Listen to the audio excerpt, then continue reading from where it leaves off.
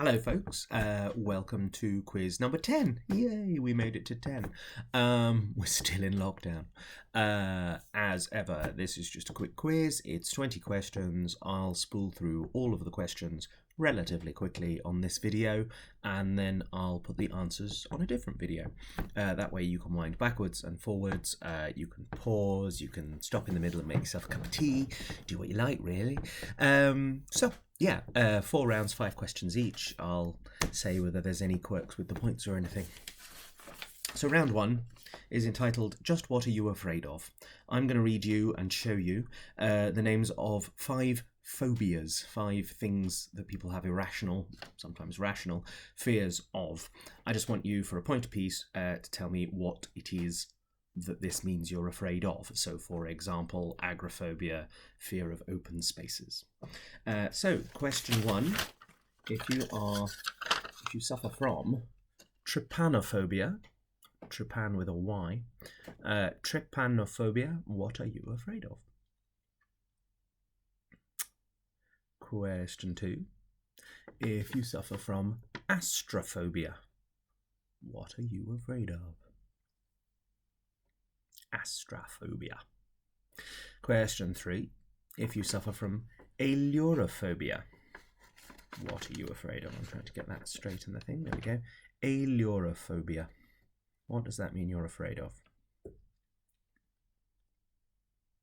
And then number 4, pogonophobia. Sorry, that's P-O-G-O-N. It looks a bit like a U. P-O-G-O-N-O phobia. What does that mean you're afraid of?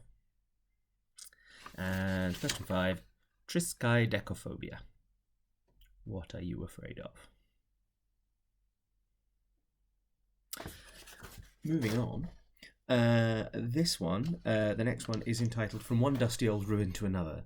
I'm going to read you 5 pairs of monuments, archaeological sites. I just want you to tell me which is older, which is the older site. So which one has existed for the longest. So, question 6. The mausoleum at Halicarnassus, which is one of the 7 wonders of the world, 7 wonders of the ancient world, or the Great Wall of China, which is oldest? Halicarnassus is now roughly in Bodrum in Turkey, if that helps. So yes, which is older, the mausoleum at Halicarnassus or the Great Wall of China? That was question 6.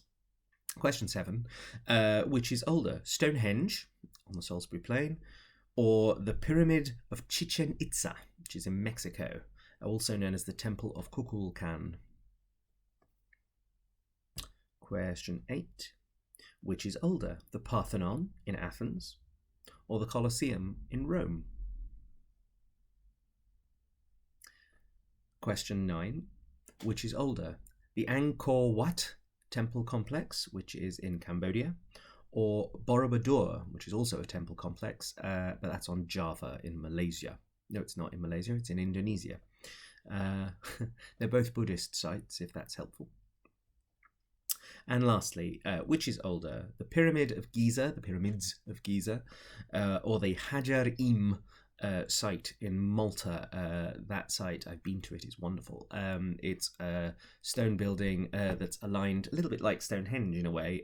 To this one lines up with the equinoxes. The sun appears to travel along the corridor during the equinox. It's cool. Hajar-Im is Maltese, and it's spelt H with an extra bar on, A-G with a dot on, A-R, new word, Q, which I'm reliably informed is silent, I-M for mother, Hajar-Im. So, which is older, Hajar-Im or the Pyramids of Giza? Next, I'm going to play you some music. I'm going to play you 5 tunes. They are pop songs, all of them. For half a point, I want you to tell me the name of the artiste. Some of them are the original. The first one very definitely is the original artiste, or band, rather. Some of them are cover versions, and if it's a cover version, I want you to tell me who is singing, not who originally sang it. So that's for half a point. For the other half a point, I want you to tell me the name of the classical piece of music, the composer of the classical piece of music that they're based around. So each of these pop songs is based on a piece of classical music. For half a point, I want you to tell me the name of the classical composer who wrote the piece of classical music that this pop song is based on. I hope that makes sense. I think I've explained it really badly, but anyway, here we go. I'm just going to turn the volume up on the computer a bit. There we go. And hopefully this will be nice and audible for you.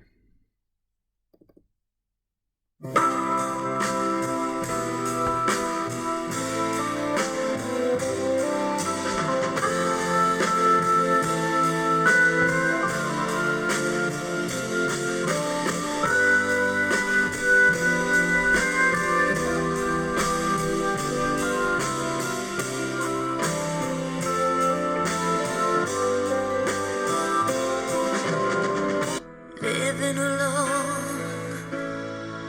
I think of all the friends I've known. But when I dial the telephone, nobody's home.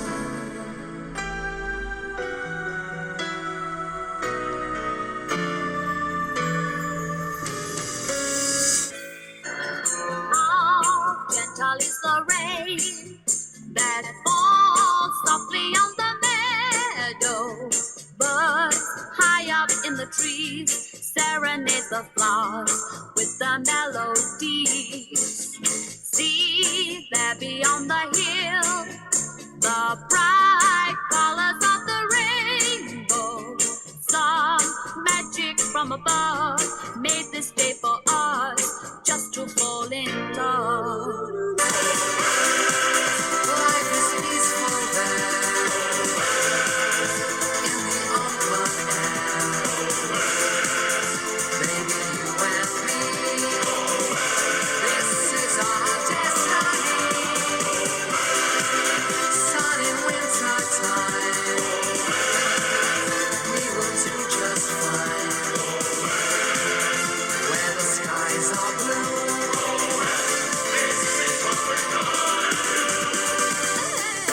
baby, loving you comes easily to me. It's what I'm living for. It's all in the chemistry. Baby, loving you is how it's meant to be. It's something that is oh so natural to me. There we go. Those were the music questions. So again, half a point for each performing artiste or group. The first one where you didn't hear any vocals is the original group. The others might well be covers, and if so, I want the name of the covering artiste, not the original. And half a point for the classical composer whose work has inspired or been sampled or whatever to make that pop song. I don't think I need to tell you anything else about that. So, on to the final round. The final round is entitled, Just How Bushy Is It? I want you to tell me, out of these three options, what kind of plant these fruit grow on. So I'm going to read you 5 fruit. They are all fruit. Yes, they are all fruit. Sorry, frog. And I'm going to read you 3 options as to the plant on which that fruit grows. I want you to tell me which is the correct one. So, question 16. A goji berry, also known as a wolfberry. They've been lauded as a superfood.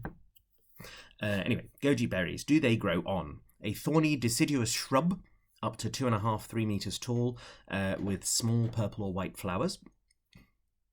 Do they grow on an evergreen tree up to 6 meters tall with glossy leaves and white flowers?